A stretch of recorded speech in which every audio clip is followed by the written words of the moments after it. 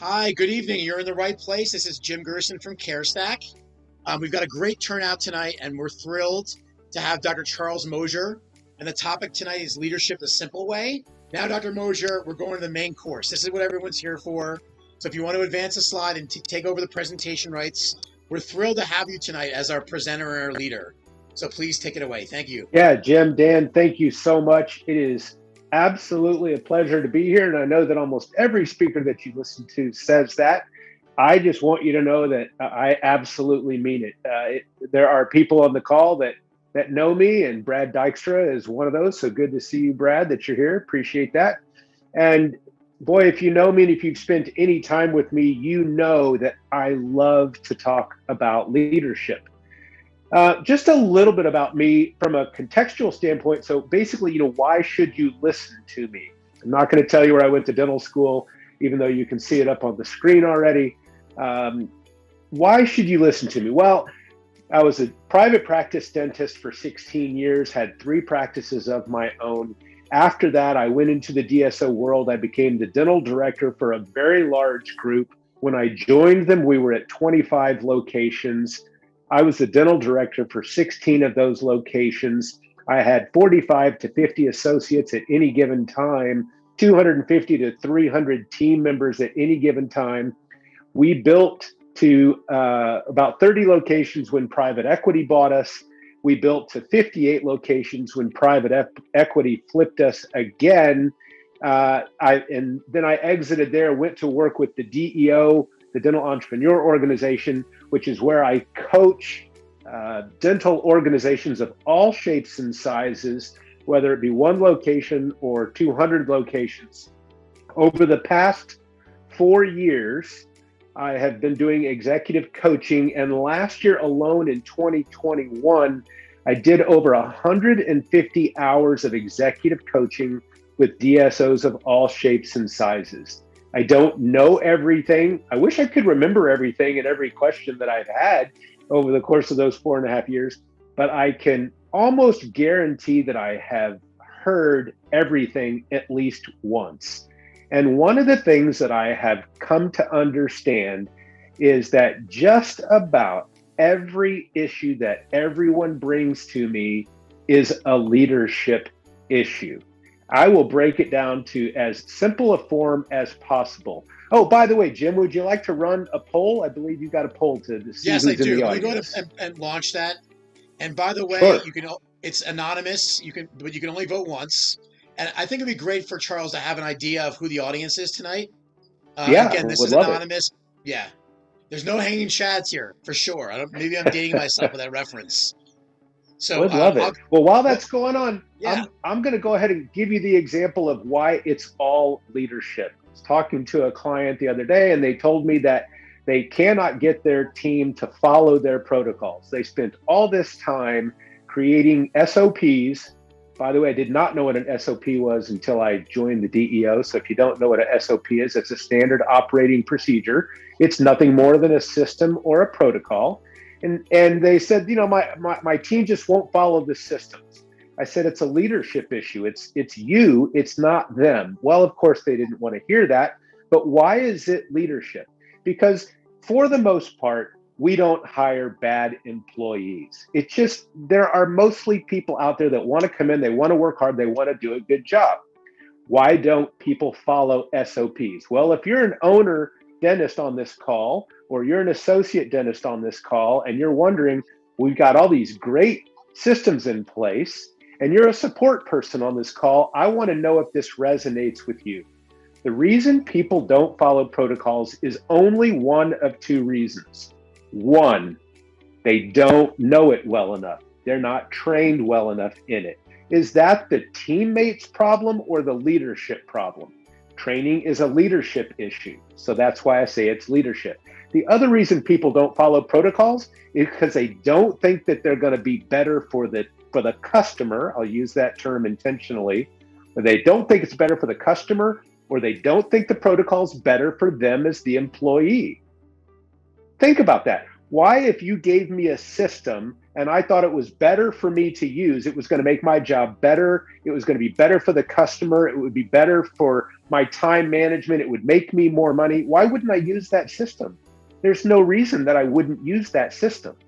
So the only two reasons why people really don't follow protocols is either because they don't believe in them, which is a leadership problem, or they're not trained well in them, which is a leadership problem. So almost every problem that you have can be traced back to leadership. Why do I do this? Why am I here? Well, I do love what I do. They say if you love what you do, if you love your job, you'll never work a day in your life. It's truly how I feel about this topic for sure. But basically, what I'm trying to do is allow you to have more fun, better days. And the better leadership you have, the better days you're going to have. What are you going to learn today? Well, if you saw the promo for this, these are the topics, and I'm not going to go through all this, but this is what we're going to try to get through today. And why is this so important? Well, because if we do these things, you will have better days. Now, the one thing that I promise you, if you stay on this through the end, I am going to give you at least two techniques that you can use tomorrow that will make your office better. I promise you. If not, I'm going to give you my contact information and you can reach out to me and let me know that didn't work. I am absolutely all about that. Jim, can I close this poll? Or at least on my screen, yes. I can. There you go. Yeah, go ahead. Okay. It should be, yes, thank you. Great. All right. So this is what we're going to talk about today. This is why I do this stuff. By the way, if you ever hear your teammates, or if you ever want to say to your teammates or to me, they won't, or they didn't, or they can't, you know what I'm going to tell you is you didn't. Your team goes where you lead them to go. If that's in the direction that gets you the result you want, then great. If it's a direction that doesn't get you the result that you're looking for, remember, you led them there. All right. What is leadership? Well, I'm not going to teach you or train you or talk to you tonight about how to be the CEO of NASA or Apple or anything like that. That's not what we're going to do. What we're going to talk about is, what are the effects of leadership? Why is leadership so important? Well, almost every organization, countries, armies, sports teams, musical companies, orchestras, they all have leaders that set the vision. Those leaders set the tone. They give the direction to the rest of the team, or whatever you want to call it. But without that, what do we have?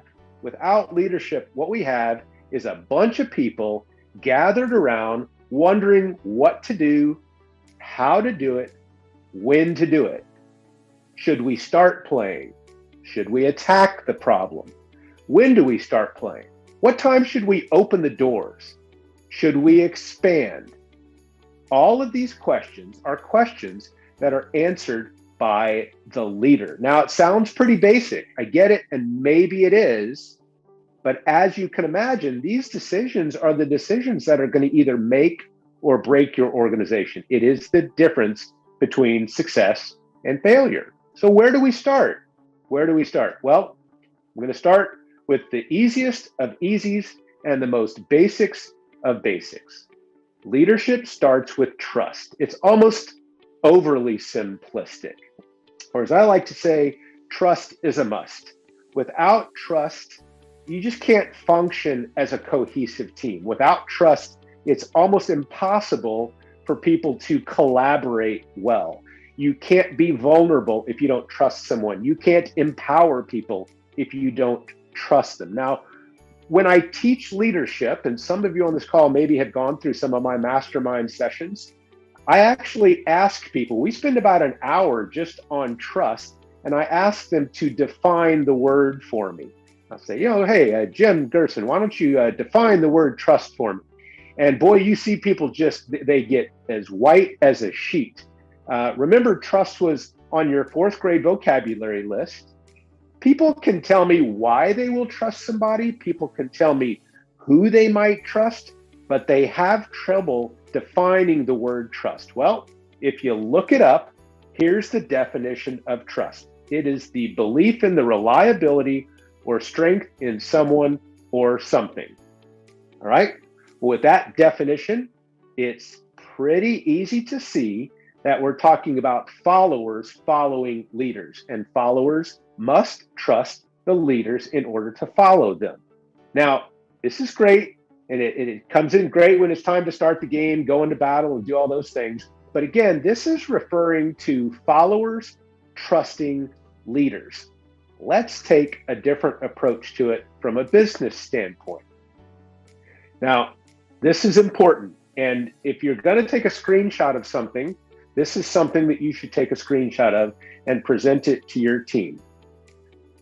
In the context of building a team, according to Patrick Lencioni, and if you've read the book, The 5 Dysfunctions of a Team, then you're probably recognizing this definition right here. Patrick Lencioni says that trust, when it comes to a team, is the confidence among team members that your peers' intentions are good and that there is no reason to be protective or careful around the group.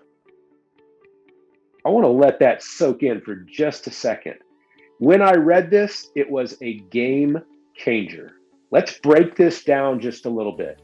We have confidence that our team's intentions are good. Do you? We're always looking for what people are doing wrong. So many times it's a matter of shame and blame, and we're seeing things where we need to correct people. That doesn't give people confidence. It doesn't make you confident. So do we have the confidence that our team's intentions are good? And there's no reason to be protective or careful around them. Really? No reason to be protective or careful. I find so many teammates are so guarded. They're so careful. They don't want to say the wrong thing for fear that they're going to be chastised for actually maybe having an opinion that is contra to what they think the leader wants to hear. What could you do? What could you build, create, accomplish if you had this kind of trust amongst your team?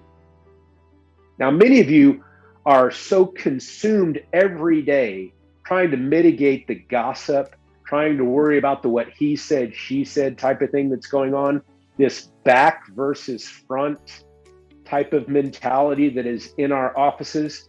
If you had this type of trust in your team, in your entire team, you'd probably think that aliens came down and abducted them and replaced them with a whole different team. You wouldn't even know that it was your team. Now, my question to you is, some of you out there saying, well, this is impossible. This is some sort of unobtainable nirvana. Well, that's for you to decide, but I'm going to tell you it's possible. I see teams that have this. It's a massive amount of work. It's not easy.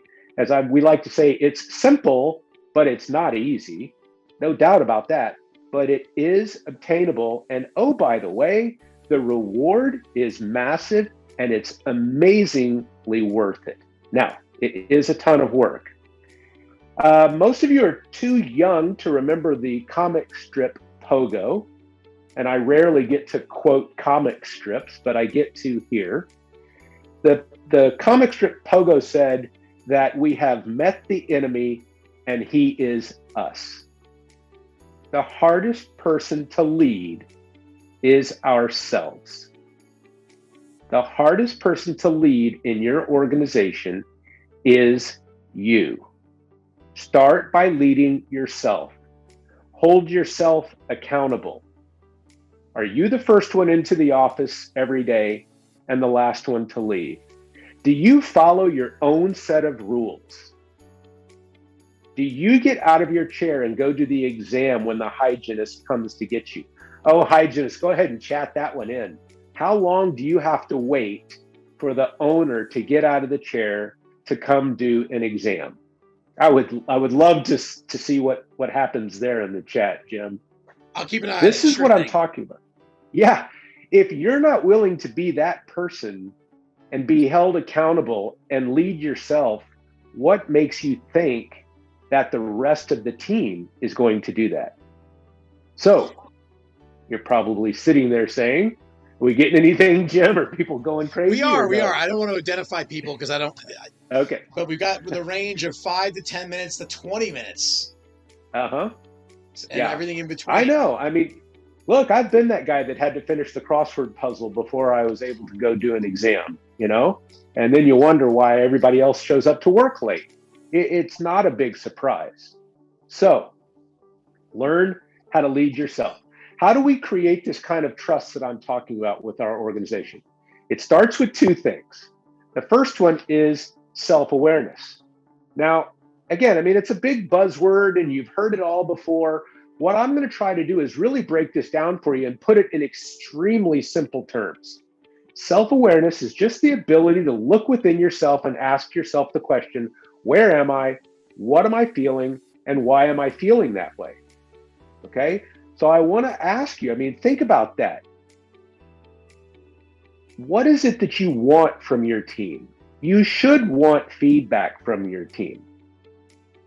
You don't know everything, and you need to acknowledge that you don't know everything.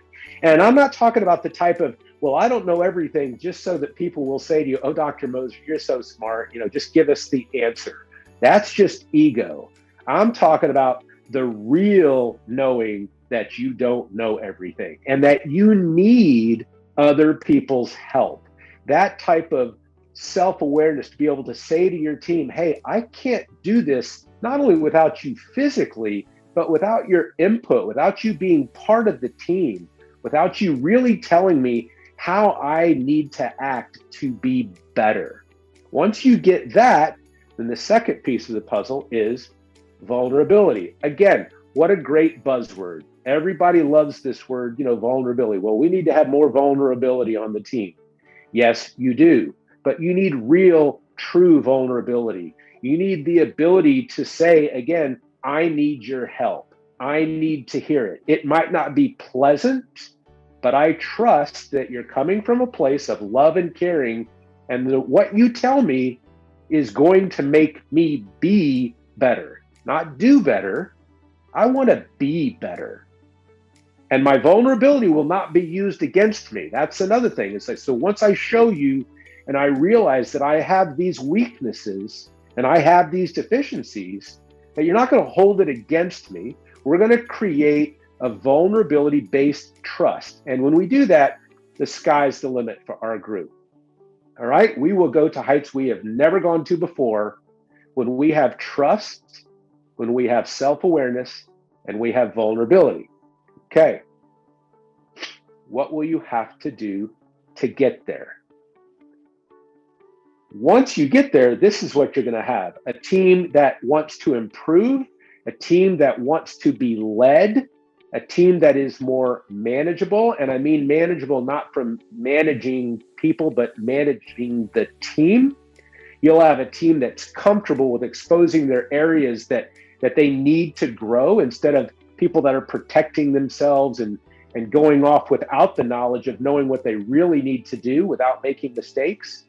And the flip side to this, what you need to understand too, is that the cost of getting this wrong is huge. Teams that lack trust, and maybe you're on one of those right now, and I'm speaking to you, and I wish I could see you nodding your head, but teams that lack trust, they withhold information, they waste so much time and energy trying to manage behaviors, they dread meetings. Oh my God, teams that don't trust people just dread meetings. I mean, again, you can chat it into the chat box if you want, death by meetings, right? I mean, it's just one of those things that, ugh. That's right. Teams Well that put. don't trust one another, they're reluctant to take risks. Teams that don't trust one another don't like to be held accountable. Morale drops. Retention is low. Productivity suffers. And most of all, what I told you earlier, it ain't fun, people. It's not fun. And I want to, again, share with you, this is all leadership.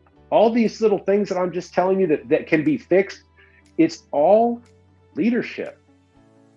All right, so we're going to, I've got some test questions for you here. Let's go here.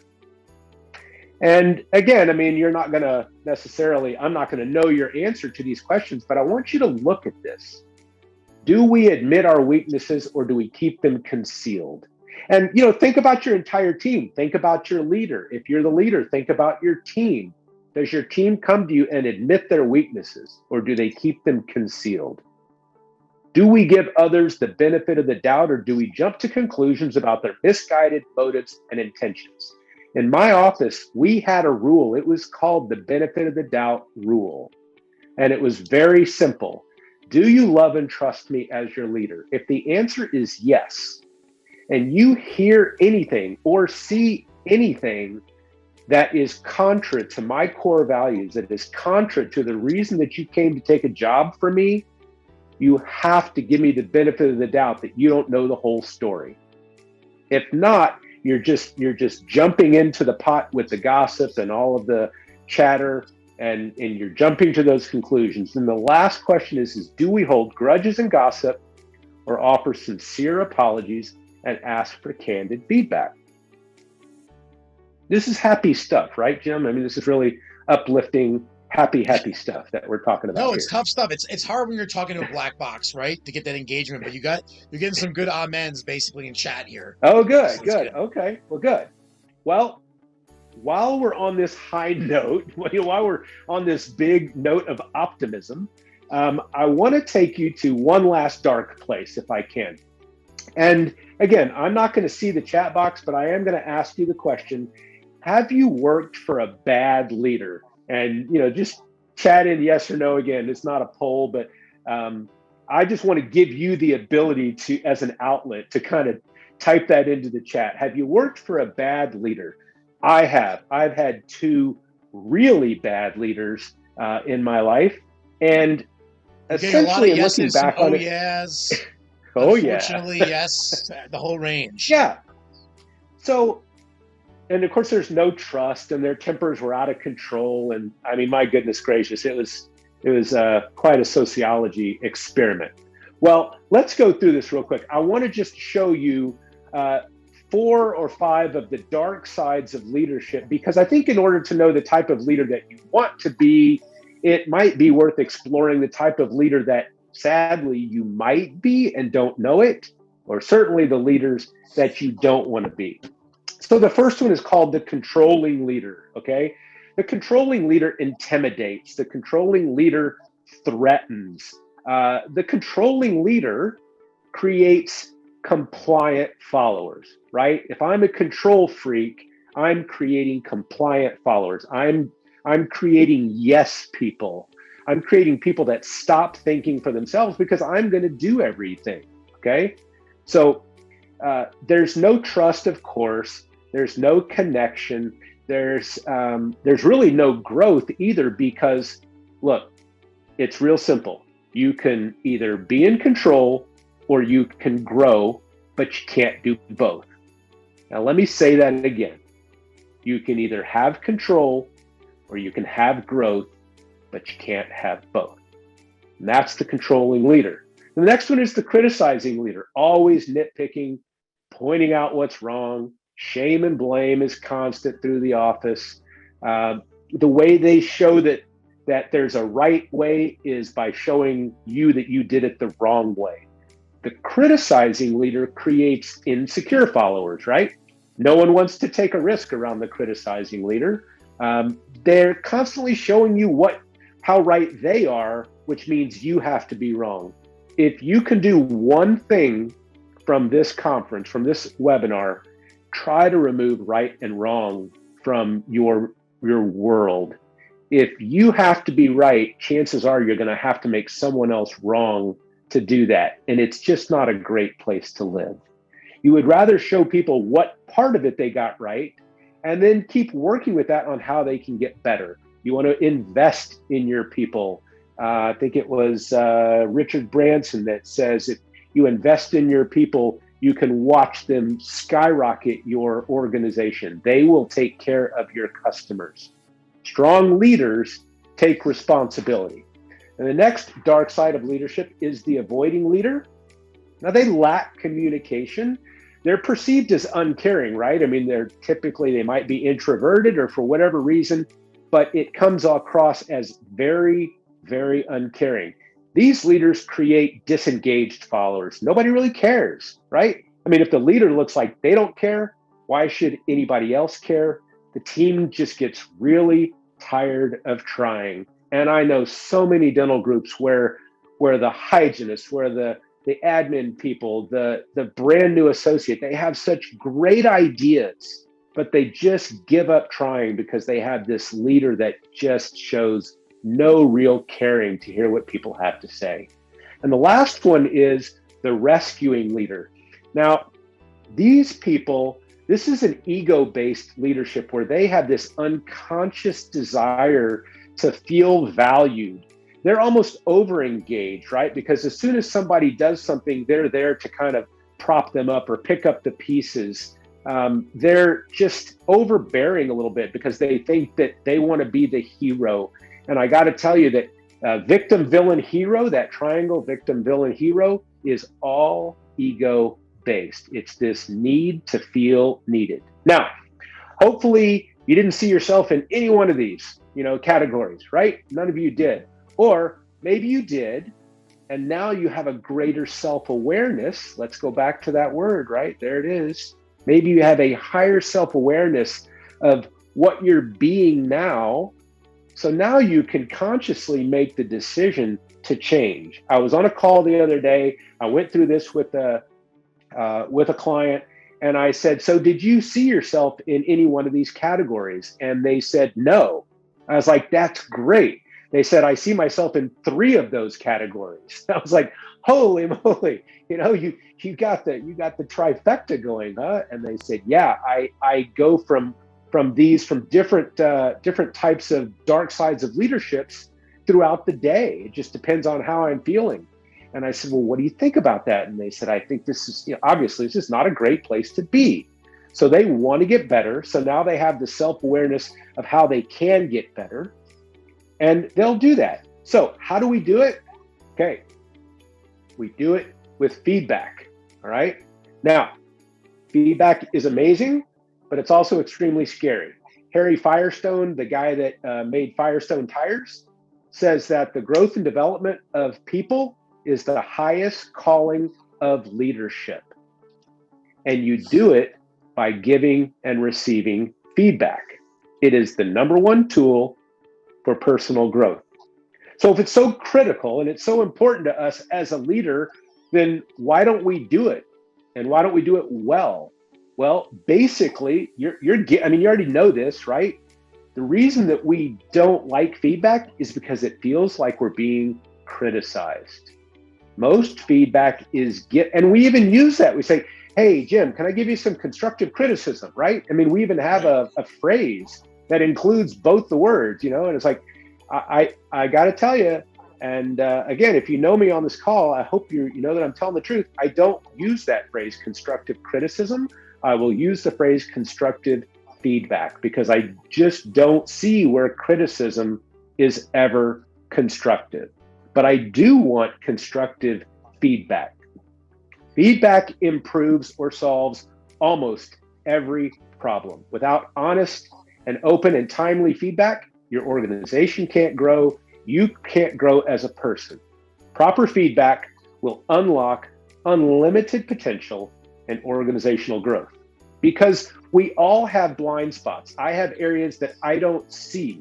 I like to tell the story that when I was in college, I had a dirty clothes hamper, a basket that I kept next to my bed. And so I would come in at night, take my clothes off, throw them into the dirty clothes basket right next to my bed and crawl in bed. Now, over time, that basket looked like it belonged there to me. But if you bring someone else into my room, the first thing they would say is, why do you have a dirty clothes basket next to your bed? Well, that's where it's always been. Yeah, but that's not where it belongs, just because it's always been there. So we have blind spots and things get real comfortable with us. Again, I was talking to a client today and I said, it's that stack of paper that you have on your desk on the corner that you haven't addressed. And every quarter of the year, you just move the stack to a different corner of your desk. You don't really go through the stack. Maybe when you clean your desk, you actually thumb through it, but then it just ends up on a different corner. It's not supposed to be there. Address it, take care of it. And with people giving you proper feedback, you'll recognize that because that becomes a blind spot.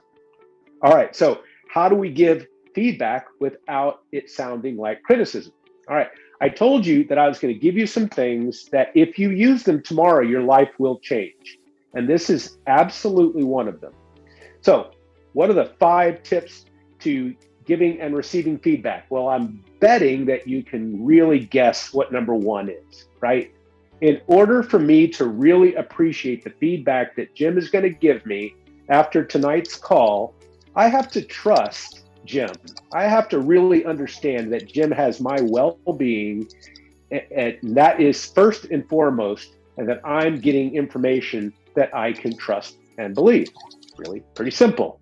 The second, this is really cool, is called separate the do from the who, okay? Let's keep it about what the action is, not about who the person is.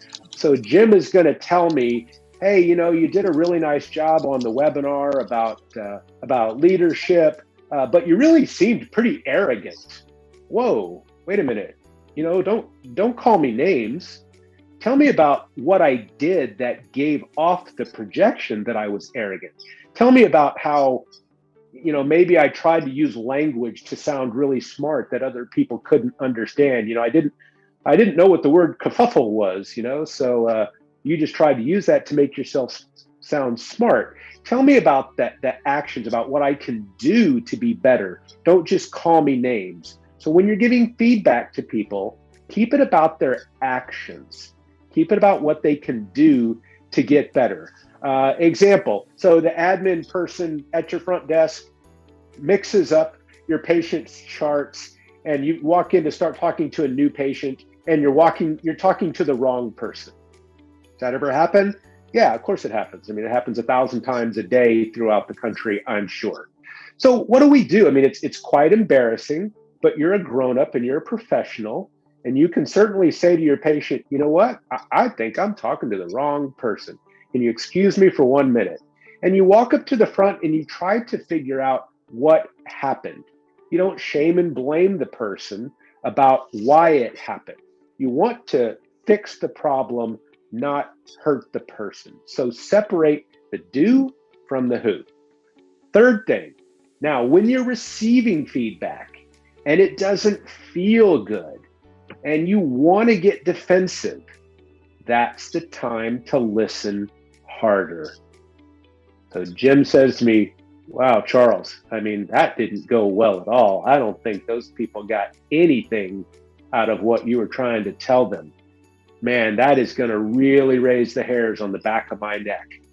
But I got to lean into that. I got to really ask Jim, hey, tell me more. I'm not going to say, no, you're wrong, Jim. They all loved it. I got to say, Jim, what did I miss? How do I get better? That's where you got to lean in more. Ask those clarifying questions, which is just what I said. And then the last thing is that, hey, when you give feedback, definitely matters. Okay. A lot of us think that the time to give feedback is at an annual review. You're going to give feedback to somebody once a year. And, this is how you can get better. Once a year, I'm going to tell you how you can get better. That's all, just once a year. A lot of people want to give feedback at the end of the day. What do I want to do at the end of the day? I want to leave. I'm not ready to sit and listen to feedback at the end of the day, even though it might be coming from someone I trust. You could do all these other things correct, but timing matters. Or as a friend of mine used to say, timing matters. That's kind of a not funny joke, but it's important. When you give the feedback, absolutely matters. So, again, if somebody you recognize is not having a great day, it might not be the time to give that feedback. Remember this, leaders that don't listen to others will soon surround themselves with people who have nothing to say. If you're not willing to listen, people will stop talking. Now, feedback is a form of communication. So I want to continue down that road just a little bit. And we're going to talk about how to improve our communication. When I teach this, I would ask the audience, I would say, if I could teach you to say more with half as many words and communicate at a high level, would that be valuable to you? And of course, every hand goes up. It's not a question that really I don't already know the answer to. Most sensible people would love to communicate faster and better. George Bernard Shaw says that the biggest problem with communication is the illusion that it has taken place. I love that quote. I love that quote. And then if you read the book Radical Candor, perhaps you remember this from Radical Candor, that communication is defined at the ears of the listener, not the mouth of the speaker. I want to say that again because it's really important. Communication is defined at the ears of the listener, not the mouth of the speaker. What does that mean now? Who is now responsible for making sure that the communication is accurate? Is it the listener or is it the speaker? Well, if it's defined at the ears, then it really is incumbent upon me as the speaker, as the person who is creating the request, to make sure that the listener is hearing what I want them to hear. This is allegedly, and I believe it's true, the shortest story ever written. 6 words by Ernest Hemingway. You can read them. And when I do this in front of large groups and I go around the room and I'll say, tell me what this says to you. Well, I get lots of different interpretations. Some people say the baby outgrew the shoes before they ever worn them. Some people say the baby died and we didn't really need the shoes. Some people say the baby was a girl and we bought boys' shoes. That's just 3 of the potential interpretations of 6 words. So with my years of trying to communicate, I put these 2 statements together, and this is what I have learned. First, we must accept that everything that we say has multiple interpretations. You have to accept that. It's as simple as me asking my wife to go get me a glass of water. And she goes and she gets a glass and she brings me back tap water. And I say, that's not what I wanted. I like the sparkling water that we have in the other refrigerator. So she now goes and gets me a bottle of sparkling water and puts it on my desk. Well, I did want it in a glass, and I would like some ice too, if that's okay. So now you can imagine how happy she is, right? 3rd time, she goes back, throws out the tap water, puts in some ice and pours the sparkling water on top of it and brings it back. Do you think I'm going to argue with her whether it was crushed ice or cubed ice at that point in time? Probably only if I want to be wearing the water at that point. So something as simple as creating a request for a glass of water, which we think is really simple, you have to accept the fact that it has multiple interpretations. Accepting that, again, made me understand that communication is about me speaking, not them listening. Now, if you're on the other end of it, you have to be an active listener, which we're not going to go into that. But the last part, this confirmation, I think is key.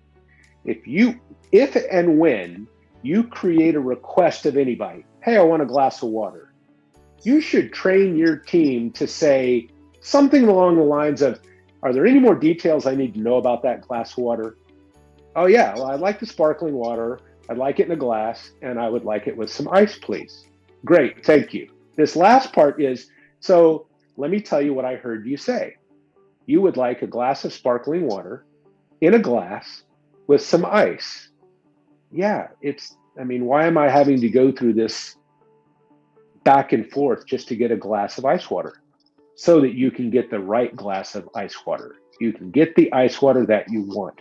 Now, if you're listening to this and you are part of the support team, I want you to think about the amount of times that your leader, your doctor, comes up to you and creates a request for you, and you go out there with the best of intentions to fulfill this request.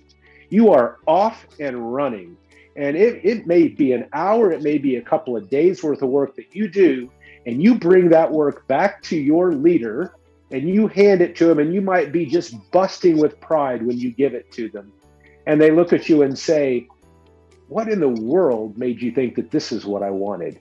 Or at least that's the impression that they give you. Maybe you have a great leader that says, wow, this isn't exactly what I was thinking, but you know what they mean by that, right? I mean, you're following that. They're like, but I worked so hard on this. What went wrong? What went wrong was that when they created the request, there were multiple interpretations to it, and you didn't get confirmation that what you heard was what they wanted you to hear. So what I would suggest to you is that you create your own language that sounds something along the lines of, hey, Jim, I just created a request for you. Can you tell me what you heard me say? And let that person give it back to you and confirm that what you said is what you wanted them to hear. It's an extra step, but it could save you days worth of running the wrong report. It could save you days and hours worth of going down a rabbit hole that you don't need to go down and get the wrong result. And then somehow find out that it's your fault. It's not your fault. Remember what I said earlier, the leader led you to that result. Whether it was the right result or the wrong result, the leader has to accept responsibility that they led you to that result. And that's part of leadership. It's part of extreme ownership. If you read Extreme Ownership by Jocko Willink. All right. Hey, Charles, real quick, this is your 10-minute warning. Oh, perfect. Yeah, we're doing great. We're doing great. Okay. I may even end up a little early if I can. Well, we'll see how that goes. Yeah, perfect. Yeah, we're in good shape. So who's had a leader that they loved? Who's had that job where they just loved the person that they worked for? Hopefully you're still there. That would be great if you're still there. If you're not still there, you're thinking back to that great leader. Now, this is how to be a leader that people love, not how to be loved. That's different. We're talking about leadership. We're talking about loving the leader. We're talking about following this person. Forbes did a poll of 4,000 CEOs. If you follow me on LinkedIn or Facebook, you might have seen this. Forbes did a poll of 4,000 CEOs, and they were asked, what is it that you think you need to get better at in order to be a better CEO, a better leader? And the top two answers were they needed to understand the finances of their business better, and they needed to understand more technology around their business. Forbes interviewed 4,000 employees and asked, what does their leader need to do to be a better leader? And the two top answers were, they need to have better emotional intelligence, and they need to have better leadership. Now, there's a big gap there between learning technology and having emotional intelligence. That's a big gap. Now, somebody pointed out really appropriately too in the Facebook post. I mean, it's kind of a wow factor post. They might be mutually exclusive. I mean, maybe you do need all of them. But what I wanted you to hear in that is that the leaders are thinking one thing about what they need to do to get better, and the employees are thinking about something else that leader needs to do to get better. So what do you need to do to be a leader that people love to be followed? Well, if you worked for that great leader, you felt three things. The first one is you felt like you were valued. Great leaders value others. What does it mean to value others? Basically, it just means that you have to have a heart that cares about other people, that cares about their success, not looking for them to fail, that cares about their growth, that cares about them personally. You have to value others in order to be a great leader. Number two, great leaders inspire others. Now, this is interesting because I get a lot of, great leaders motivate people.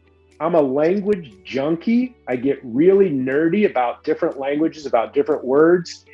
The word inspire is Latin for two words that mean in spirit, meaning that it's already within the person.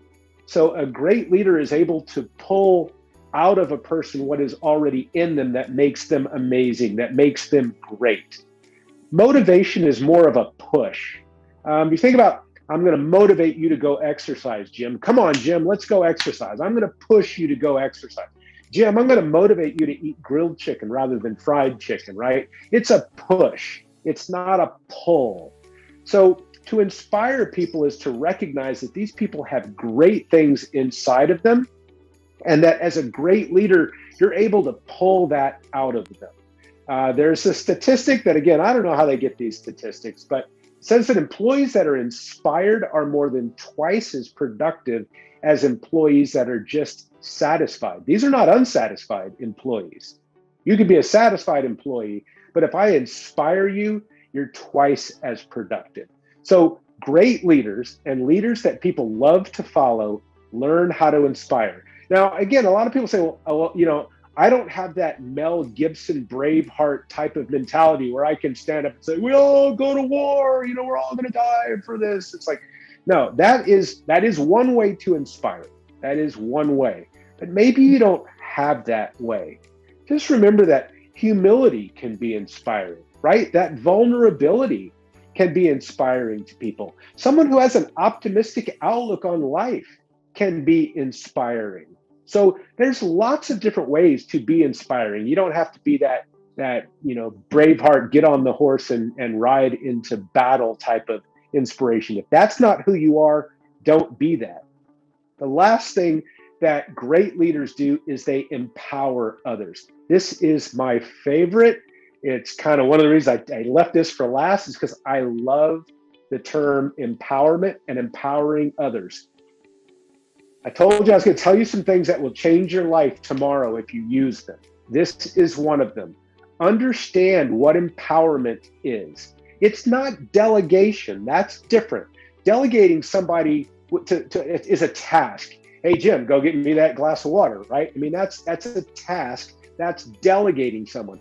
I'm talking about empowering someone that inspires them to do something that maybe they wouldn't have been able to do without your leadership.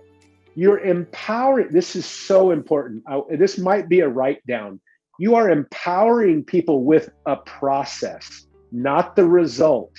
When I empower Jim to go outside of his comfort zone, I'm not so concerned with the result. If he brings me back 60%, 65% of maybe what I could have done, I'm okay with that. I'm empowering Jim with the process. I'm trusting Jim with the process. That's how we create that trust, is by saying, hey, Jim, I know this might be a stretch for you, but what do you think about giving this a try? Let's do this. Bring me back a result that we can collaborate on, that we can make amazing together, that neither one of us could do on our own.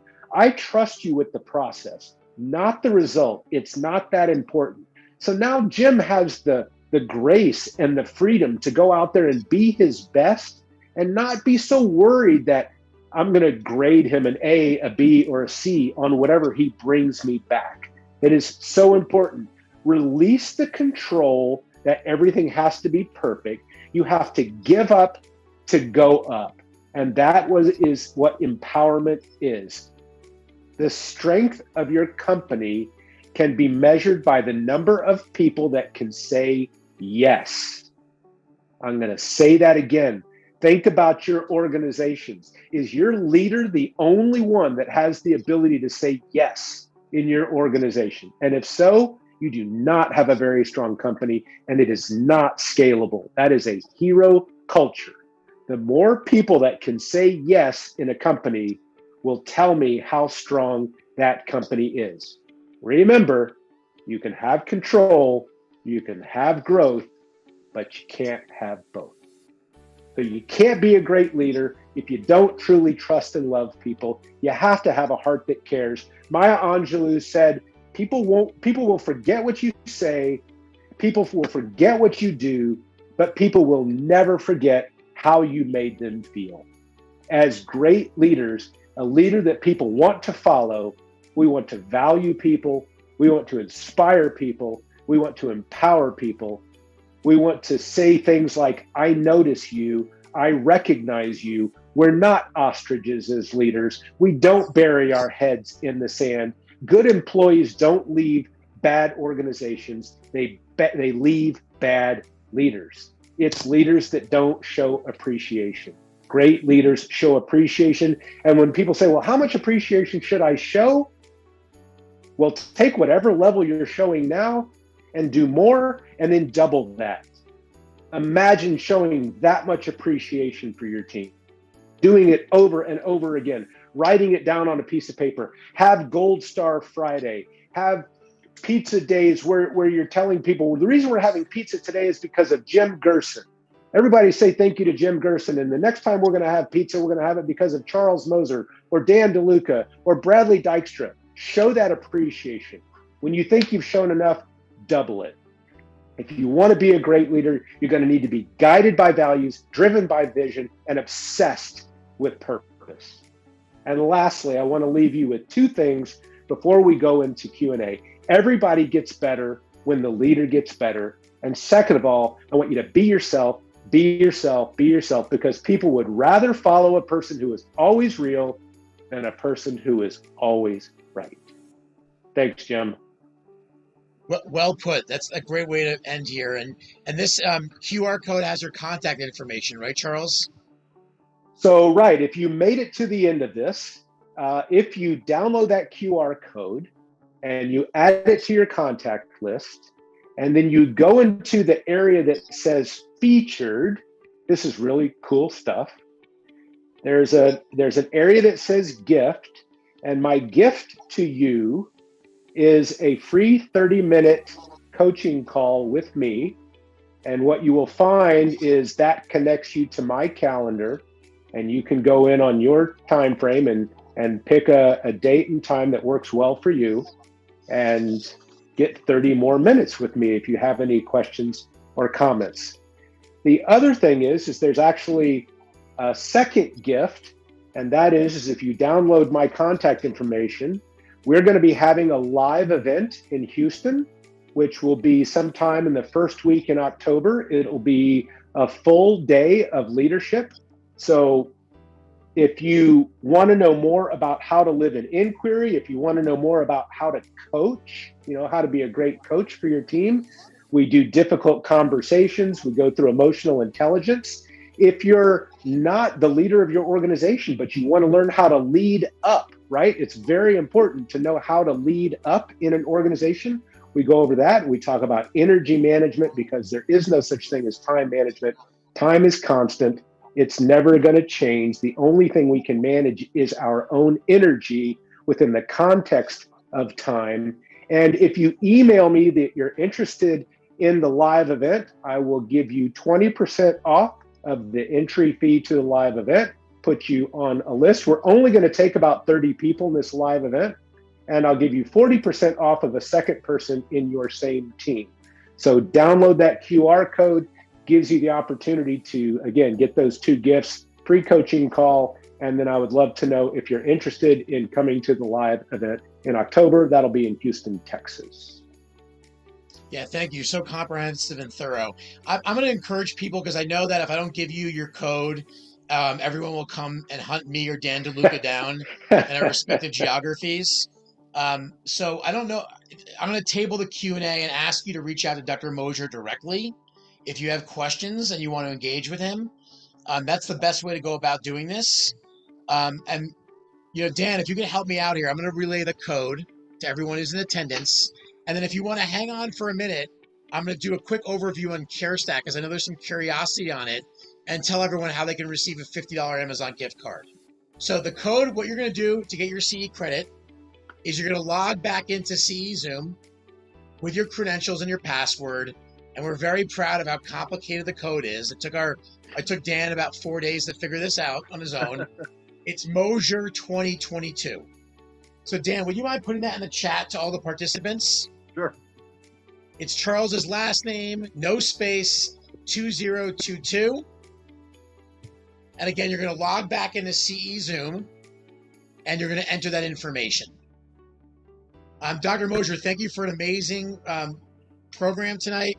We're getting all these nice accolades. We had a great turnout. Dr. Mosier, I want to thank you for a phenomenal program. And thank you everyone for participating for the full hour against Mosier 2022. Log back into the CE Zoom portal to complete it for your credits. And if anybody didn't get my contact information, again, I put my email address in there. It's charles@charlessmoser.com. charles@charlessmoser.com. You can find me anywhere. I'm on Facebook at the DEO. So track me down. I would really love to help anybody out there. Thank you so much, gentlemen, for a great program tonight. Thank you all. Have a great night. Take care.